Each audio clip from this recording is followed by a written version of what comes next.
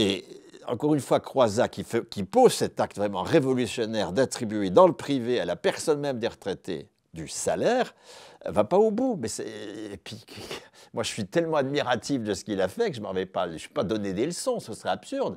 Mais si 70 ans plus tard, on n'est pas capable de dire, mais enfin, on a la preuve, on l'a eu pendant le confinement. Heureusement que les fonctionnaires, les retraités ont conservé leur salaire. Heureusement que les salariés du privé, qui avaient un salaire de la convention collective, ont eu 84% de leur salaire, quoi qu'ils aient fait. Heureusement que le salaire a été attaché à la personne, sinon mais notre économie se serait effondrée, comme elle s'est effondrée dans les années 30.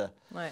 Donc on a fait l'expérience massive que le fait que le salaire soit non pas le résultat d'une production passée, mais la condition pour qu'il y ait production. C'est une expérience absolument massive qu'il faut maintenant, qui nous oblige à être à la hauteur de cette expérience pour dire, mais attendez, nous allons supprimer la condition d'activité. Et là, les femmes auront des pensions comme les hommes. Hein. Ça va être fini, cette histoire de 40%. Ouais.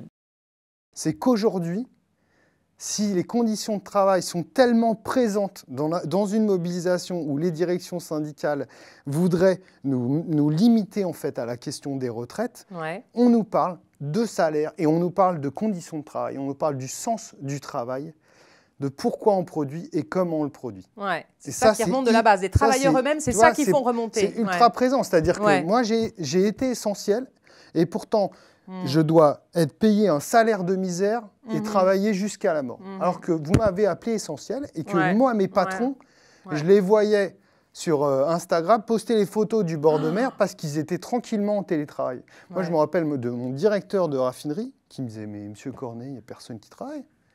Bah oui, parce que lui, il regardait la Défense. Alors il disait, il n'y a personne. Les tours sont vides dans à la les tours sont vides. Je disais, bah voilà, ça s'appelle un confinement de classe, ça. Ouais.